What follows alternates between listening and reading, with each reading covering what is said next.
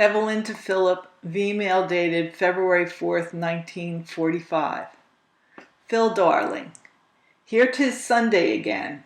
Just another day closer to our reunion.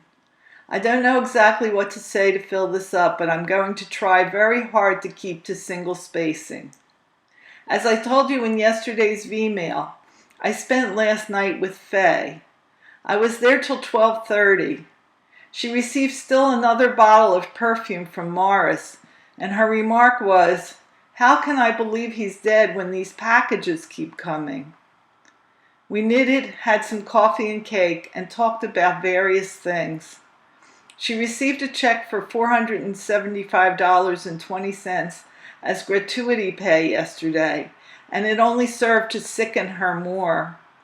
Faye looks awful, and though she can't cry when anyone is around, she more than makes up for it when she's alone. She must have dropped at least 10 pounds, and she certainly cannot afford it. I know how much my company means to her, and I like Faye very much. It's funny how your opinion of people change when you really get to know them. I don't like the stitch the girl at the yarn shop told me to do on Paul's vest, so I'm going to rip what I've made thus far and use my own stitch. Adele woke at 7 this morning, darn it, so I got up very early for a change. After breakfast, I cleaned our room and the living room. The living room was so filthy that I never remember it being so dirty in all the 3 years I live at 4906. There were cobwebs hanging all over the place and dust about an inch thick on the floor. If there's anything that really gets me down and disgusted, it's that. I also note that our parlor covers are going to the dogs. The edges, the binding, are all frayed. I don't care a hang about anything though, because we're going to make up for it double when you get back, and then some.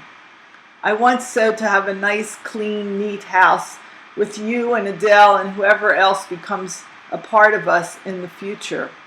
And Mom. It sort of reminds me of the days when we pictured ourselves walking on the red brick linoleum that was to lay on our kitchen floor at 620 Andover Drive.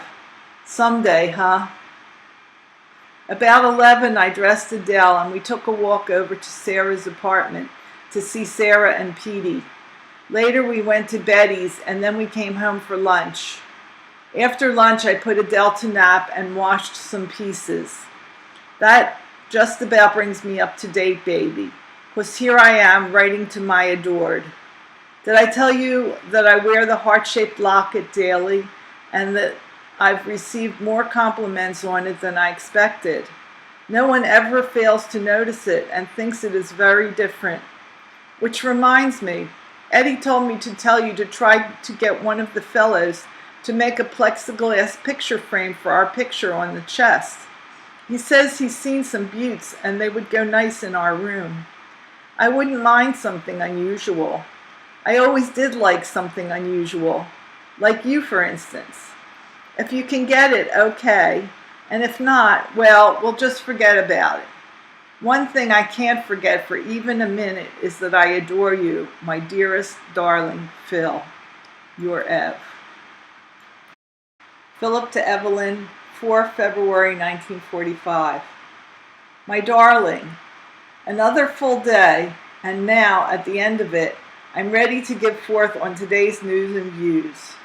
The big news is that I finally received some mail this afternoon. The letters, were those of 2 January, complete with the pumpkin's, quote, writing, unquote, a V-mail of 5 January that arrived, quote, as is, end quote, and one dated 10 January. Most of the news was stale, of course, but any news is better than none. And I enjoyed having mail again, even if 2 of the 3 days were mainly devoted to bawling me out for those days in December when I didn't write. You had every right to be burned up about it, Chippy, and I can only say how sorry I am that I failed you on those occasions. Believe me, darling, I am no more than human, and like all others of the species, I must inevitably fall short of your expectations. When that happens, I can only admit my fault and apologize most humbly. And that I do. I know that you make many sacrifices to get a letter off to me daily, sweet, and I appreciate that fact. But it only makes me feel all the more unworthy of your consideration when I don't do as much. However, as much as I like getting your daily letters, I never intended that you should lose any sleep in order to make it possible, so I can only applaud your decision to discontinue that particular bit of condescension to my pleasure. I hope I never grow so selfish that I would expect you to inconvenience yourself that way on my account. Believe me, baby, I am as disappointed with myself as you appear to be in me.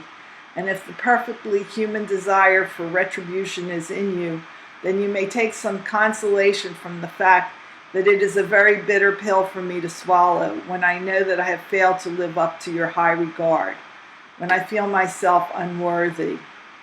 Since my only justification for living is to please you, my darling, I would be less than inconsiderate if I didn't promise to try to do better henceforth. Please believe that I'll try, Ev. There were also a letter from Milt dated 29 December in which he tells about a few skirmishes with the Japs, and 3 midget editions of the bulletin, 2 through the good graces of Dot, and 1 from, I hardly believed my eyes, Lil. Lil added a few lines which I've been puzzling over since. Evidently, she was, or is, sore at me for bawling her out, and I'll be damned if I ever remember doing so. What reason could I possibly have? 2, she says, where is my letter? Hell, I was waiting for her. But I guess perhaps it is my place to write first, and I'll do so first chance I get. As I said at the beginning, honey, it was a very busy day for me, and I still haven't found the time to stop in at the PX. Any day now. Only one more thing I want to say tonight. I love you so very much, Ev. P.S. A hug and a kiss for Adele. My love to all. I'm still waiting a chance to write to Mom. Lovingly, your Phil.